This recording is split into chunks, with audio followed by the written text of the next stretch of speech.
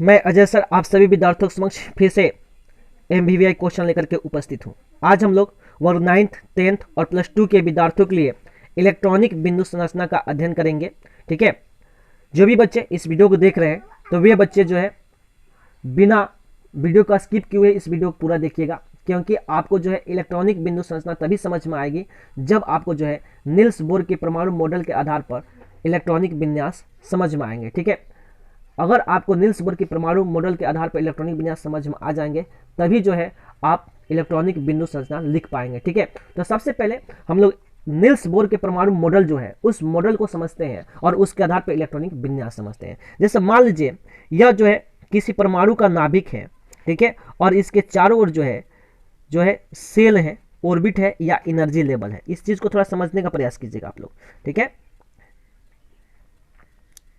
ठीक है, ये जो है सेल है, कक्षा है, ऑर्बिट है, एनर्जी लेवल है। ठीक है, और ये धनात्मक होता है। इसको हम लोग जो है के बोलते हैं, इसको हम लोग एल बोलते हैं, इसको हम लोग एम बोलते हैं और इसको हम लोग एन बोलते हैं। ये बातें तो आपको समझ में आ गई है।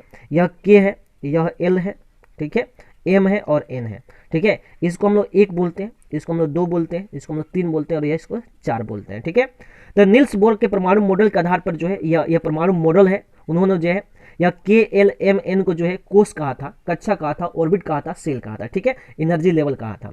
इसी के अंदर जो है इसको जो है हम लोग काउंट करते हैं तो इसको एक बोलते हैं, दो बोलते हैं, तीन बोलते हैं, चार बोलते हैं। इसके बाद और भी आएंगे, जैसे के एल एम एन के बाद और भी आएंगे, जैसे के एल एम एन के बाद ओ आएगा, फिर पी आएगा, फिर क्यू आएगा, फिर आर आएगा। ठीक है, तो ऐसे आते जाएंगे। ठीक है, और इसकी संख्या भी, गिनती की संख्या जो भी बढ़ती जाएगी, 1 2 3 4 5। ठीक है, तो अब इसके आधार पे हम यहाँ पे डिफाइन कर सकते हैं कि के में कितने इलेक्ट्रॉन भरेंगे, एल में कितने इलेक्ट्रॉन भरेंगे, एम में कितने इलेक्ट्रॉन भरेंगे और एन में कितने इलेक्ट्रॉन भरेंगे। ठीक है, ये चीज आपको जानना आवश्यक है। ठीक है, तो के, जैसे यहाँ पे के होता है, के में कितने इलेक्ट्रॉन भरेंगे, तो हमने एक सूत्र दिया है आपको। तो सूत्र क्या है, 2n²। सूत्र क्या है, 2n²। तो इससे हमको पता चलेगा कि के में कितने इलेक्ट्रॉन भरे हैं। तो देखिए के का अगर संख्या एक है, मान लेते हैं के एक है, तो एक यहाँ पे करेंगे तो एक का स्क्वायर कितना होगा, एक और दो, दो एकम दो, यानी के में कितने इलेक्ट्रॉन भरेंगे, दो में भरेंगे। ठीक है, दो भरेंगे। उस तरह एल में कितने इलेक्ट्रॉन भरेंगे, तो यहाँ पे दो, जैसे यहाँ पे देखिए दो है, तो दो दूनी, दो का स्क्वायर करेंगे, दो दूनी चार, चार दूनी आठ, यानी एल में कितने इलेक्ट्रॉन भरेंगे, एम भरे 8 भरेंगे। फिर एम में कितने इलेक्ट्रॉन भरेंगे, तो यहाँ पे 3 है, तो 3 तिहाई 9, 9 दूनी 18, यानी एम में कितने इलेक्ट्रॉन भरेंगे। उस तरह 4 है, तो यहाँ पे 4 का स्क्वायर यानी एन की संख्या 4 होगी, तो 4 चौका 16, 16 दूना 32, यानी एन में कितने इलेक्ट्रॉन भरेंगे, 32 इलेक्ट्रॉन भरेंगे। ये बातें आपको समझ में आ गई। आशा करते हैं कि आपको ये बातें समझ में आ गई होगी। ठीक है, कैसे हुआ, हमने एक मॉडल बनाया, इस नील्स बोर के परमाणु मॉडल। इस परमाणु मॉडल के आधार पे जो है हमने ये के एल एम एन को क्या कहा, कक्षा कहा। ठीक है, कोष कहा, एनर्जी लेवल कहा, सेल कहा। ठीक है, इसको हम लोग 1 2 3 4 के नाम से जानते हैं। ठीक है, इसको ये एक कहते हैं, के कक्षा को एक कहते हैं, एल कक्षा को 2 कहते हैं, एम कक्षा को 3 कहते हैं, एन कक्षा को 4 कहते हैं। ये बातें समझ में आ गई। उस तरह और भी इसकी संख्या बढ़ती जाएगी। ठीक है, अब के में कितने इलेक्ट्रॉन भरेंगे, तो हमने एक सूत्र दिया 2n²। हमने क्या सूत्र दिया, 2n²। तो के की संख्या एक होगी, तो एक का स्क्वायर, तो एक का स्क्वायर कीजिएगा तो कितना होगा, एक ही होगा। एक में 2 से गुना करेंगे तो 2 आएगा। फिर एल, तो एल का मान कितना है, 2 भाई, 2 है, तो 2 का स्क्वायर करेंगे कितना होगा, 2 दूनी 4, और 4 में 2 से गुना करेंगे 4 दूना 8, यानी एल कक्षा में कितने इलेक्ट्रॉन भरेंगे, तो 8 भरेंगे। ठीक उसी प्रकार एम का मान कितना है, 3 है, यानी एन का मान 3 है, तो 3 का स्क्वायर करेंगे तो 3 तिहाई 9, 9 दूना 18, यानी एम कक्षा में कितने इलेक्ट्रॉन भरेंगे, तो 18 इलेक्ट्रॉन भरेंगे। उस तरह एन कक्षा में कितने इलेक्ट्रॉन भरेंगे, तो यहाँ पे एन का मान 4 है, तो 4 का स्क्वायर, ठीक है, तो 4 चौका 16, 16 दूना 32, यानी एन कक्षा में कितने इलेक्ट्रॉन भरेंगे, तो 32 इलेक्ट्रॉन भरेंगे। ये बात आपको समझ में आ गई। ये कैसे हुआ, तो इस सूत्र के आधार पे हुआ कि के में कितने इलेक्ट्रॉन भरेंगे। भाई के में 2 इलेक्ट्रॉन भरेंगे, एल में 8 इलेक्ट्रॉन भरेंगे, एम में 18 इलेक्ट्रॉन भरेंगे और एन में 32 इलेक्ट्रॉन भरेंगे। इतनी बातें आपको समझ में आनी चाहिए और आशा करते हैं कि आपको ये बातें समझ में आ गई है। अगर आपको ये बातें समझ में आ गई है तब हम लोग जो है नील्स बोर के परमाणु मॉडल के आधार पर जो है कम से कम 20 तत्वों का हम लोग इलेक्ट्रॉनिक विन्यास लिखना सीखेंगे। ठीक है, के एल एम एन यानी कक्षा के रूप में, ठीक है, हम लोग इलेक्ट्रॉनिक विन्यास लिखना सीखेंगे। जैसे यहाँ पे देखिए, अब थोड़ी सी बातें यहाँ पे समझने का प्रयास कीजिए। ठीक है, जैसे यहाँ पे जो है हम एक तत्व लेते हैं, जैसे हाइड्रोजन हो गया। ठीक है, हाइड्रोजन की परमाणु संख्या कितनी होती है, 1 होती है। ठीक है, हम यहाँ पे के एल एम और एन लिखते हैं। ये बातें समझ में आ गई। के एल एम एन ये जो है कोष है, कक्षा ऑर्बिट है। हाइड्रोजन की परमाणु संख्या 1 है, तो अब इसका इलेक्ट्रॉनिक विन्यास लिखेंगे तो यहाँ पे के में क्या आएगा, 1 आएगा। उस तरह एच ई का मतलब होता है हीलियम। हीलियम की परमाणु संख्या 2 होती है। ठीक है, जब हीलियम की परमाणु संख्या 2 होती है तो इसका इलेक्ट्रॉनिक विन्यास लिखेंगे तो के कितना आएगा इलेक्ट्रॉन, दो आएगा। यहाँ पे इलेक्ट्रॉनिक विन्यास क्या आ जाएगा, दो आएगा। के में कितने इलेक्ट्रॉन भरते हैं, दो ही इलेक्ट्रॉन भरते हैं, इसलिए यहाँ पे दो होगा, ठीक है। उसके बाद L I lithium, L I lithium की परमाणु संख्या कितनी होती है, तीन होती है। तो यहाँ पे कितने आएंगे, तो दो और यहाँ पे एक, ठीक है। क्यों एक, यानी लिथियम का भातम कक्षा में कितने इलेक्ट्रॉन, एक इलेक्ट्रॉन है। ये बातें समझ में आ गई आपको, ये बातें समझ में आई, ठीक है। उस तरह बी बेरिलियम, बेरिलियम की परमाणु संख्या चार होती है और यहाँ पे इलेक्ट्रॉनिक विन्यास क्या होंगे, दो और दो होंगे। अब यहाँ पे तीन क्यों नहीं, यहाँ पे चार क्यों नहीं, क्योंकि के में कितने इलेक्ट्रॉन भरेंगे, तो दो इलेक्ट्रॉन भरेंगे। ये बात आपको समझ में आई। के में कितने इलेक्ट्रॉन भरेंगे, तो जब भरेंगे तो कितने होंगे, दो ही भरेंगे, ठीक है। तो इसीलिए जो है अब कहाँ चला गया, एल कक्षा में चला गया, ठीक है। उस तरह बी ब्रोन, ब्रोन की परमाणु संख्या पाँच होती है, तो इसका इलेक्ट्रॉनिक विन्यास क्या होगा, दो, ठीक है, और तीन होगा। सी कार्बन की परमाणु संख्या छः होती है, तो इसका क्या होगा, दो और चार हो गए, ठीक है। उस तरह एन नाइट्रोजन, एन नाइट्रोजन की परमाणु संख्या सात होती है, तो इसका इलेक्ट्रॉनिक विन्यास क्या होगा जी, तो दो और पाँच होंगे, ठीक है। उस तरह ओ क्या है, ऑक्सीजन, ऑक्सीजन की परमाणु संख्या कितनी होती है, आठ होती है। जब इसका हम इलेक्ट्रॉनिक विन्यास लिखेंगे तो क्या होगा जी, तो दो और छः होगा। ये बातें आपको समझ में आ गई, ये बातें आपको समझ में आई। आशा करते हैं कि आपको ये बातें समझ में आ रही है, ठीक है। उस तरह N E neon, neon F fluorine होती है, एफ फ्लोरीन की परमाणु संख्या 9 होती है, तो इसका क्या होगा, दो और सात होगा। उस तरह एन ई नियोन, नियोन जो है, नियोन की परमाणु संख्या 10 होती है, जब इसका इलेक्ट्रॉनिक विन्यास लिखेगा तो दो और आठ होंगे। ये सभी जो हम लोग लिख रहे हैं वह परमाणु मॉडल के आधार पर जो है, नील्स बोर की जो परमाणु मॉडल था उसके आधार पर हम इलेक्ट्रॉनिक विन्यास लिख रहे हैं, ठीक है। जब ये बातें आपको समझ में आ जाएंगी नील्स बोर की परमाणु मॉडल के आधार पर इलेक्ट्रॉनिक विन्यास, तब जो है आप इलेक्ट्रॉनिक बिंदु संरचना को आसानी से लिख सकते हैं, ठीक है। अगर ये बातें आपको नहीं समझ में आएगी तब इलेक्ट्रॉनिक बिंदु संरचना को समझना बड़ी मुश्किल है, ठीक है। तो सबसे पहले हम आपको जो है इलेक्ट्रॉनिक विन्यास लिखना सिखाए हैं, जो आपको समझ में आना चाहिए। आशा करते हैं कि आपको जो है ये बातें समझ में आ रही होगी, ठीक है। चलिए समझते हैं। उसके बाद हम लोग सोडियम का इलेक्ट्रॉनिक विन्यास लिखेंगे, Na सोडियम, ठीक है, जिसकी परमाणु संख्या 11 होती है। तो जब आप इसका इलेक्ट्रॉनिक विन्यास लिखेंगे तो कैसे लिखेंगे, तो 2,8,1 लिखेंगे, ठीक है।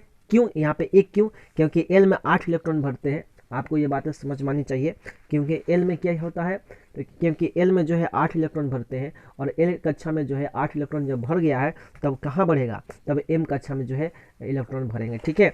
तो उसी तरह जो है जब हम यहाँ पे सोडियम का जब इलेक्ट्रॉनिक विन्यास आपको लिखना सिखा रहे हैं, तो हमने क्या बताया कि सोडियम की जो परमाणु संख्या होती है वो 11 होती है, और जब हम इसका इलेक्ट्रॉनिक विन्यास लिखेंगे तो कैसे लिखेंगे, तो 2,8,1।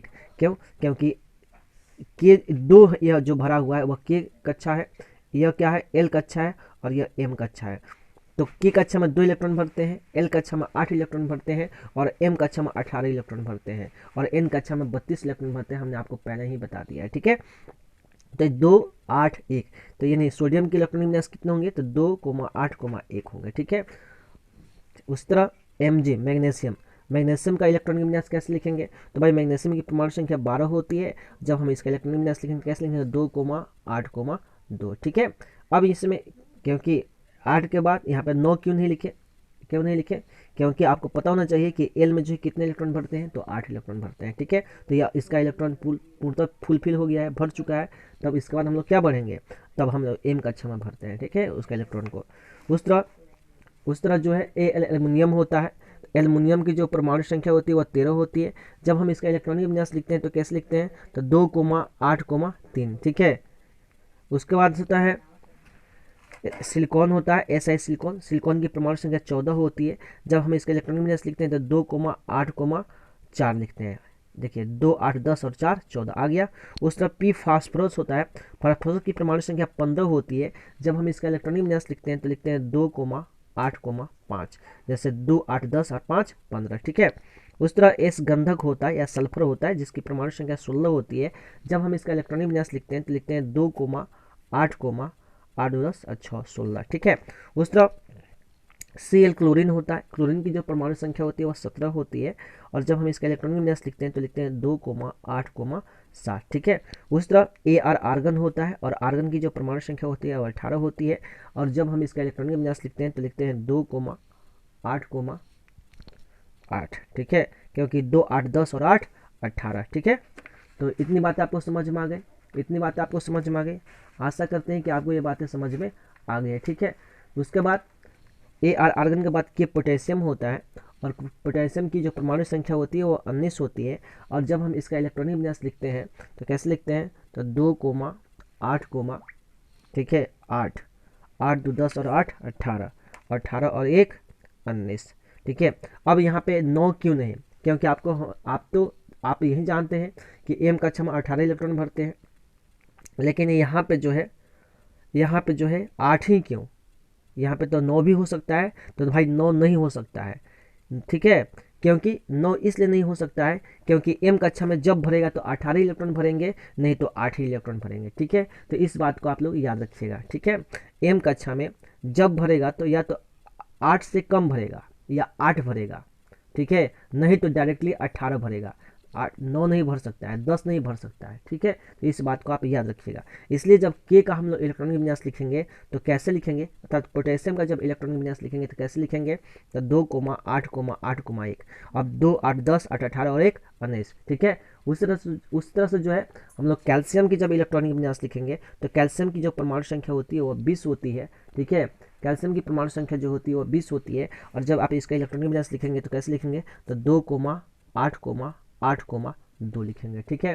क्योंकि 8 2 10 8 18 और 2 20, ठीक है। आशा करते हैं कि आपको जो है ये इलेक्ट्रॉनिक विन्यास समझ में आए होंगे। अगर आपको जो है यह 20 तत्वों का इलेक्ट्रॉनिक विन्यास समझ में आ गया है तो आपको अब इलेक्ट्रॉनिक बिंदु संरचना भी समझ में आएंगे, ठीक है। चलिए तो हम लोग समझते हैं इलेक्ट्रॉनिक बिंदु संरचना कैसे लिखी जाती है इसके बारे में। तो सबसे पहले इलेक्ट्रॉनिक बिंदु संरचना हम लोग लिखेंगे तो उसमें सबसे पहला हम लोग जो तत्व लेते यौगिक लेते हैं वह यौगिक है H2O। H2O का मतलब होता है जल। H2O का मतलब क्या होता है, जल। इसको हम लोग हाइड्रोजन ऑक्साइड के नाम से भी जानते हैं। तो जब आप जल का इलेक्ट्रॉनिक बिंदु संरचना लिखेंगे, ठीक है, तो कैसे लिखेंगे इसको हम लोग समझते हैं। तो सबसे पहले यहाँ पे ऑक्सीजन है, तो हमको पता होना चाहिए कि ऑक्सीजन के 72 कक्षा में कितने इलेक्ट्रॉन होते हैं। आपको क्या पता होना चाहिए कि ऑक्सीजन के 72 कक्षा में कितने इलेक्ट्रॉन होते हैं, ठीक है। आप यह भी जान जाइए कि जिस तत्व के 72 कक्षा में जितने इलेक्ट्रॉन होते हैं वही इलेक्ट्रॉन जो है रासायनिक अभिक्रिया में भाग लेते हैं। तो एक चीज़ हमेशा ये बात याद रखिएगा कि जब भी हम लोग इलेक्ट्रॉनिक बिंदु संरचना लिखेंगे तो जो 72 कक्षा में जिस तत्व के जितने इलेक्ट्रॉन होते हैं उसको ही हम लोग जो है डॉट या क्रॉस के माध्यम से दिखाते हैं। जैसे यहाँ पे O है तो O, जैसे यहाँ पे O, यह O है तो O का जब आप इलेक्ट्रॉनिक विन्यास लिखते हो तो कैसे लिखते हो, O का मतलब होता है ऑक्सीजन। ऑक्सीजन का इलेक्ट्रॉनिक विन्यास कैसे लिखोगे, तो 2 लिखोगे और 6 लिखोगे। इसका मतलब क्या है कि ऑक्सीजन के 72 कक्षा में कितने इलेक्ट्रॉन है, तो 6 इलेक्ट्रॉन है। ये बातें आपको समझ में आ गई। ऑक्सीजन का 72 कक्षा में कितने इलेक्ट्रॉन है, तो 6 इलेक्ट्रॉन है। तो सबसे पहले हम लोग यहाँ पर O लिखेंगे, ठीक है। और इलेक्ट्रॉन को निरूपित करने के लिए ये O हो गया, ठीक है। ये बातें समझ में आ गई आपको, ये O हो गया।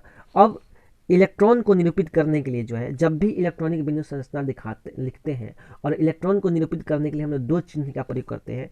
एक जो है क्रॉस का चिन्ह प्रयोग करते हैं और एक डॉट का चिन्ह का प्रयोग करते हैं। ये बातें आप लोग याद रखिएगा। जब भी हम लोग इलेक्ट्रॉनिक बिंदु संरचना लिखते हैं तो हमको इलेक्ट्रॉन को निरूपित करने के लिए 2 चिन्हों का प्रयोग कर सकते हैं, एक क्रॉस का और दूसरा डॉट का, ठीक है। चलिए तो हमको दिखाना है ऑक्सीजन। तो ऑक्सीजन का 72 कक्षा में कितने इलेक्ट्रॉन है, 6 है। तो हम लोग क्या करेंगे, 6 इलेक्ट्रॉन को निरूपित करेंगे। तो यह 1 इलेक्ट्रॉन हो गया, यह 2 इलेक्ट्रॉन हो गया, यह 3 इलेक्ट्रॉन हो गया और ये 4 इलेक्ट्रॉन हो गया, ठीक है। और ये 5 इलेक्ट्रॉन हो गया और ये 6 इलेक्ट्रॉन हो गया, ठीक है। तो ये ऑक्सीजन हो गया। अब क्या है भाई, जल है। तो जल का मतलब अब है H2 का मतलब हाइड्रोजन है। अब क्या है, हाइड्रोजन है। तो हाइड्रोजन कै गो है, यहाँ पे H2 है, इसका मतलब हाइड्रोजन कितना है, तो हाइड्रोजन 2 गो है। तो एक हाइड्रोजन यहाँ पे दे दिए और एक हाइड्रोजन यहाँ पे दे दिए। और हाइड्रोजन का 72 कक्षा में कितने इलेक्ट्रॉन होते हैं, तो यहाँ पे देखिए हाइड्रोजन की जो 72 कक्षा होती है यहाँ पे 1 इलेक्ट्रॉन है। तो हमने यहाँ पे क्या कर दिया, 1 इलेक्ट्रॉन को क्रॉस के माध्यम से दिखा दिया। ठीक उस तरह इस हाइड्रोजन में भी 72 कक्षा में 1 इलेक्ट्रॉन है, तो इसको भी हमने क्रॉस के माध्यम से दिखा दिया, ठीक है। चलिए अब सबका अष्टक पूरा करते हैं, ठीक है। इलेक्ट्रॉनिक बिंदु संरचना में हम क्या करते हैं, अष्टक पूरा करते हैं, ठीक है, अस्थाई इसको बनाते हैं, ठीक है। तो ये हाइड्रोजन है, तो हाइड्रोजन का अष्टक कैसे पूरा होगा, तो भाई हाइड्रोजन को 2 इलेक्ट्रॉन मिल जाएगा तो इसका अष्टक पूरा हो जाएगा। तो हमने हाइड्रोजन का 2 इलेक्ट्रॉन दे दिया। उस तरह इस हाइड्रोजन को भी हमने क्या कर दिया, 2 इलेक्ट्रॉन दे दिया, ठीक है। तो इसका भी अष्टक पूरा हो गया। अब ऑक्सीजन को कितने इलेक्ट्रॉन की आवश्यकता होगी, तो ऑक्सीजन को 8 इलेक्ट्रॉन की आवश्यकता होगी। तो देखिए तो 2 2 4 2 6 और 2 8, इस तरह से जो है आप ऑक्सीजन के लिए जो है ये 8 इलेक्ट्रॉन को घेर दीजिएगा।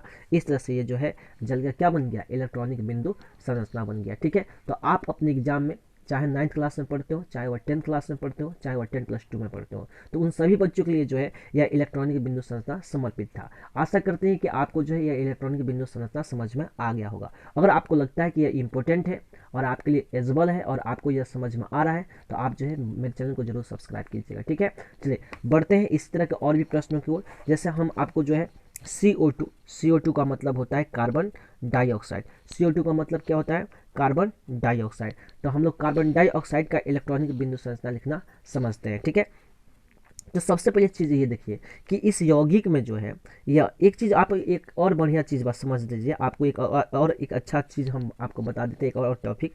कोई पूछेगा कि CO2 यानी कार्बन डाइऑक्साइड के एक अणु में कार्बन का कितना परमाणु और ऑक्सीजन का कितना परमाणु, तो उसको आप कैसे इंकित कीजिएगा, कैसे बताइएगा? तो आप याद रखिएगा CO2 अर्थात कार्बन डाइऑक्साइड के एक अणु में जो है कार्बन के एक परमाणु और ऑक्सीजन के 2 परमाणु है। ठीक है, तो याद रखिएगा जिस तत्व की परमाणु की संख्या कम होगी उसी को हम लोग क्या करते हैं? बीच में लेते हैं। ठीक है, जैसे यहाँ पे देखिए CO2 है, CO2 का मतलब कार्बन डाइऑक्साइड है। इसका सेंस क्या हुआ कि कार्बन डाइऑक्साइड के एक अणु में कार्बन के एक परमाणु है और ऑक्सीजन के 2 परमाणु है। ठीक है, इस बात को समझ में आ गई आपको ये बातें समझ में आ गई? आशा करते हैं कि आपको ये बातें समझ में आ गई है। तो जिसकी संख्या कम होगी उसको हम लोग बीच में लेते हैं। जैसे इस CO2 में कार्बन की संख्या कम है क्योंकि कार्बन के पास एक ही परमाणु है और ऑक्सीजन के पास 2 परमाणु है, तो कार्बन के पास एक परमाणु है, इसलिए कार्बन को हम लोग क्या करेंगे? बीच में लेंगे। जैसे हम यहाँ पे लिखते हैं, जैसे यह देखिए, यह क्या हो गया? कार्बन हो गया। ठीक है, और आपको पता होना चाहिए कि कार्बन की जो 72 कक्षा में कितने इलेक्ट्रॉन होते हैं। तो हमने आपको कार्बन का जो है इलेक्ट्रॉनिक विन्यास सिखाया था। ठीक है, जैसे कार्बन की जो परमाणु संख्या होती है वो 6 होती है, और जब आप इलेक्ट्रॉनिक विन्यास लिखिएगा तो कैसे लिखिएगा? 2,4 लिखिएगा। और देखिए इसका 72 कक्षा में कितने इलेक्ट्रॉन है? तो 4 इलेक्ट्रॉन है। इसका मतलब है कि इस कार्बन के लिए हम लोग कितने इलेक्ट्रॉन को दिखाएंगे? तो 4 इलेक्ट्रॉन को दिखाएंगे। क्यों? क्योंकि कार्बन के 72 कक्षा में 4 इलेक्ट्रॉन होते हैं, और जो तत्व के 72 कक्षा में जितने इलेक्ट्रॉन होते हैं वही रासायनिक अभिक्रिया में भाग लेते हैं। यह भी बात आपको याद होनी चाहिए। ठीक है, तो जब भी हम लोग इलेक्ट्रॉनिक बिंदु संरचना लिखते हैं तो भाई जो 72 कक्षा में इलेक्ट्रॉन होते हैं उसी को जो है हम लोग डॉट या क्रॉस के रूप में दिखाते हैं, उसी इलेक्ट्रॉन को। तो यहाँ पे कार्बन है, तो कार्बन को जो है 72 कक्षा में जो है 4 इलेक्ट्रॉन है, तो हम इसको जो है डॉट के माध्यम से क्या कर रहे हैं? दिखा रहे हैं। तो देखिए यह हमने डॉट के रूप में दिखा दिया और यह भी डॉट के रूप में दिखा दिया। ये बातें समझ में आ गई? आशा करते हैं कि आपको ये बातें समझ में आ रही है। अब उसके बाद क्या है? ऑक्सीजन। तो हमने आपको बताया था कि ऑक्सीजन का 72 कक्षा में कितने इलेक्ट्रॉन होते हैं। तो भाई आपको पता होना चाहिए कि ऑक्सीजन का 72 कक्षा में कितने इलेक्ट्रॉन होते हैं। तो 6 इलेक्ट्रॉन होते हैं। देखिए यहाँ पे नहीं समझ में आया तो फिर से हम समझा देते हैं। जैसे आपको पता होना चाहिए कि ऑक्सीजन की जो परमाणु संख्या होती है वो 8 होती है, और जब आप ऑक्सीजन का इलेक्ट्रॉनिक विन्यास लिखते हैं तो कैसे लिखते हैं? 2,6 लिखते हैं। अब देखिए इसका 72 कक्षा में कितने इलेक्ट्रॉन हो गए? 6 इलेक्ट्रॉन। तो आपको ऑक्सीजन को भी दिखाना होगा। तो हम यहाँ पे एक ऑक्सीजन देते हैं और यहाँ पे भी एक ऑक्सीजन देते हैं। क्यों हमने 2 जगह ऑक्सीजन दिया? क्योंकि यहाँ पे ऑक्सीजन क्या है? O2 है, यानी कार्बन डाइऑक्साइड के एक अणु में जो है ऑक्सीजन के कितने परमाणु है? 2 परमाणु है। इसका सेंस है कि ऑक्सीजन कई बार है? तो ऑक्सीजन 2 बार है। ये बातें आपको समझ में आ गई। अब इस ऑक्सीजन के लिए भी 6 इलेक्ट्रॉन चाहिए और इस ऑक्सीजन के लिए भी कितने इलेक्ट्रॉन चाहिए? 6 इलेक्ट्रॉन चाहिए। ठीक है, तो आप सभी को जो है दोनों ऑक्सीजन के लिए 6 इलेक्ट्रॉन दिखाइए। ठीक है, तो देखिए हम दिखाते हैं। जैसे यह 1 2, ठीक है, 3 4 5 और 6। ठीक है, अब इस ऑक्सीजन के लिए आप लोग कितना 6 इलेक्ट्रॉन को दिखाइए। तो 1 2, ठीक है, 3 4 5 6। ये बातें समझ में आ गई आपको? ये बातें समझ में आ गई? आशा करते हैं कि आपको ये बातें समझ में आ गई। ठीक है, अब इस ऑक्सीजन को अष्टक पूरा करवाना है। तो अष्टक पूरा करने का मतलब इसके 72 कक्षा में 8 इलेक्ट्रॉन होने चाहिए। तो इस ऑक्सीजन के लिए 8 इलेक्ट्रॉन खोजिए। देखिए तो 1 2 3 4 5 6 7 8, यानी इसको मिला दिया जाएगा तो इस ऑक्सीजन के लिए जो है क्या होगा? इसका अष्टक पूरा हो जाएगा। ये बातें समझ में आ गई? ठीक है, अब इस कार्बन को भी 8 इलेक्ट्रॉन चाहिए भाई। तो यह कार्बन का अष्टक पूरा कब होगा? जब इसको 8 इलेक्ट्रॉन मिलेंगे। तो देखिए तो 1 2 3 4 5 6 7 8, इसको भी 8 इलेक्ट्रॉन मिल गया। तो भाई इसका भी क्या हो जाएगा? अष्टक पूरा हो जाएगा। अब इस ऑक्सीजन के लिए भी 8 इलेक्ट्रॉन चाहिए। देखिए तो 1 2 3 4 5 6 7 8, अर्थात इस ऑक्सीजन के लिए भी क्या हो गया? अष्टक पूरा हो गया। ठीक है, 1 2 3 4 5 6 7 8। ठीक है, तो ये क्या है आपका? इलेक्ट्रॉनिक बिंदु संरचना। तो इसी आधार पे जो है हम लोग इलेक्ट्रॉनिक बिंदु संरचना लिखते हैं। ठीक है, तो आशा करते हैं कि आपको जो है ये इलेक्ट्रॉनिक बिंदु संरचना समझ में आ रहा होगा। अगर आपको लगता है कि नहीं हम जो बता रहे हैं वो आपको समझ में आ रहा है तो आप जरूर मेरे चैनल को सब्सक्राइब करें, वीडियो को लाइक करें और बेल आइकन जरूर दबाएं, साथ ही साथ इस वीडियो को शेयर भी करें। ठीक है, तो बढ़ते हैं एक और इलेक्ट्रॉनिक विन्यास की ओर। ठीक है, एक और इलेक्ट्रॉनिक बिंदु संरचना की ओर। जैसे आपको जो है CH4 का मतलब होता है मीथेन। अगर आपको कहा जाए कि आप मीथेन का इलेक्ट्रॉनिक बिंदु संरचना लिख करके दिखाइए तो आप कैसे दिखाइएगा। ठीक है, तो आप देखिए इसका सेंस क्या है। पहले ये चीज़ समझिए कि CH4 का मतलब क्या होता है। तो CH4 का मतलब मीथेन होता है और आपको ये पता होना चाहिए कि मीथेन के एक अणु में जो है कार्बन के 1 परमाणु है और हाइड्रोजन के कितने हैं, 4 परमाणु है। यह बात समझ में आ गई। पढ़ने का ढंग भी आपको होना चाहिए। ठीक है, कोई व्यक्ति आपसे प्रश्न पूछ दे कि मीथेन के एक अणु में कार्बन के कितने परमाणु और हाइड्रोजन के कितने परमाणु होता है, आप कैसे बताइएगा। तो आप बताइएगा कि CH4 का मतलब मीथेन होता है और मीथेन के एक अणु में जो है कार्बन के 1 परमाणु है और हाइड्रोजन के 4 परमाणु है। तो जब भी हम लोग इसका इलेक्ट्रॉनिक बिंदु संरचना लिखते हैं तो सबसे पहले हम लोग किसको लेते हैं, जिसकी परमाणु की संख्या कम होती है और वही बीच में होता है। जैसे यहाँ पे देखिए कार्बन की परमाणु संख्या जो है 1 है, इसलिए हम लोग पहले किसका लेंगे मान, पहले हम लोग कार्बन का लेंगे। तो ये आपका कार्बन हो गया। ठीक है, अब हमको पता होना चाहिए भाई कार्बन के 72 कक्षा में कितने इलेक्ट्रॉन होते हैं। तो हमने आपको पहले ही बताया है कि कार्बन की 72 कक्षा में कितने इलेक्ट्रॉन होते हैं, तो 4 इलेक्ट्रॉन होते हैं। और जिस तत्व के 72 कक्षा में जितने इलेक्ट्रॉन होते हैं वही तत्व जो है रासायनिक अभिक्रिया में भाग लेते हैं, हमने आपको पहले भी बता दिया है। ठीक है, तो चलिए हम लोग अब मीथेन का इलेक्ट्रॉनिक बिंदु संरचना लिखते हैं। तो कार्बन के 72 कक्षा में 4 इलेक्ट्रॉन होते हैं, तो सबसे पहले हम लोग इसको 4 इलेक्ट्रॉन को दिखाएंगे। तो हमने जो है इसके 4 इलेक्ट्रॉन को दिखा दिया। अब देखिए यहाँ पे क्या है, हाइड्रोजन कितना है, हाइड्रोजन की परमाणु संख्या कितनी है, 4 है यहाँ पे। इसका मतलब हाइड्रोजन कै बार है भाई, तो 4 बार है। ठीक है, हाइड्रोजन कितने बार है, तो 4 बार है। तो हम लोग 4 बार हाइड्रोजन लिखेंगे, 1, ठीक है, ये 2, ये 3 और ये 4। ठीक है, अब इसके 72 कक्षा में 1 इलेक्ट्रॉन होते तो 1 इलेक्ट्रॉन इसको दे दिए, 1 इलेक्ट्रॉन ये हो गया, 1 इलेक्ट्रॉन ये हो गया और 1 इलेक्ट्रॉन ये हो गया। ठीक है, अब सबका हम लोग क्या करेंगे, सबका जो है इसका अष्टक पूरा कर देंगे। तो हाइड्रोजन का अष्टक पूरा हो गया, अर्थात हाइड्रोजन को 2 इलेक्ट्रॉन मिल गया, इसको भी 2 इलेक्ट्रॉन हो गया। ठीक है, और इसको भी 2 इलेक्ट्रॉन मिल गया और इस हाइड्रोजन को भी क्या कर दिया गया, 2 इलेक्ट्रॉन दे दिया गया। हाइड्रोजन को क्यों, क्योंकि याद रखिएगा जो अक्रिय गैस होते हैं, जैसे हीलियम एक अक्रिय गैस है और आपको पता होना चाहिए कि हीलियम जो होती है इसका 72 कक्षा में 2 इलेक्ट्रॉन होते हैं। ठीक है, और हीलियम के संयोजकता को ही क्या करता है, हाइड्रोजन उसकी संयोजकता को प्राप्त करता है। ठीक है, तो इस चीज़ को आप लोग याद रखिएगा। तो इस तरह से हाइड्रोजन को 2 इलेक्ट्रॉन मिल गया, तो हाइड्रोजन का क्या हो गया, अष्टक पूरा हो गया। अब कार्बन के लिए कितने इलेक्ट्रॉन चाहिए, तो 8 इलेक्ट्रॉन चाहिए। तो गिनिए 1 2 3 4 5 6 7 8, अर्थात सबको गोला घेर दिया जाएगा तो ये सब के लिए क्या हो जाएगा, कार्बन के लिए भी क्या हो जाएगा, अष्टक पूरा हो जाएगा। तो इस तरह से आप ये बना दीजिएगा तो समझ जाइए कि यही क्या है, आपका इलेक्ट्रॉनिक बिंदु संरचना है और आपको आसानी से जो है बोर्ड के एग्जाम में आपको मार्क्स मिल जाएंगे। तो इस तरह से जो है ये बहुत ही सरल तरीका से, बहुत ही आसान तरीका से हमने जो है आपको इलेक्ट्रॉनिक बिंदु संरचना लिखना सिखाया। अगर आपको अच्छा लगता है, ठीक है, या आसान लगता है तो अच्छी बात है। ठीक है, और अच्छा लगता है तो आप मेरे चैनल को जरूर सब्सक्राइब कीजिए। ठीक है, चलिए एक और इलेक्ट्रॉनिक बिंदु संरचना को समझ लेते हैं। ठीक है, चलिए बहुत ही आसान तरीका से एक और हम बता देते हैं। ठीक है, चलिए तो हम लोग अभी जो है अमोनिया NH3 का मतलब होता है अमोनिया। ठीक है, हम लोग अमोनिया का जो है इलेक्ट्रॉनिक बिंदु संरचना लिखना सीखेंगे। अमोनिया NH3 का मतलब क्या होता है, अमोनिया। अब कोई पूछेगा कि अमोनिया का निर्माण कैसे हुआ, तो आप लोग याद रखिएगा कि अमोनिया के एक अणु में नाइट्रोजन के 1 परमाणु है और हाइड्रोजन के 3 परमाणु है, ये भी बात याद रखिएगा। ठीक है, अमोनिया के एक अणु में नाइट्रोजन के 1 परमाणु और हाइड्रोजन के कितने परमाणु है, 3 परमाणु है। अब हमको इसका इलेक्ट्रॉनिक बिंदु संरचना लिखना सीखना है। ठीक है, तो सबसे पहले हम लोग किसको लेंगे, तो नाइट्रोजन को लेंगे। ठीक है, तो यहाँ पे हमने क्या लिख दिया, N लिख दिया। ठीक है, ये बातें समझ में आ गई। यहाँ पे हमने क्या लिखा, N लिखा।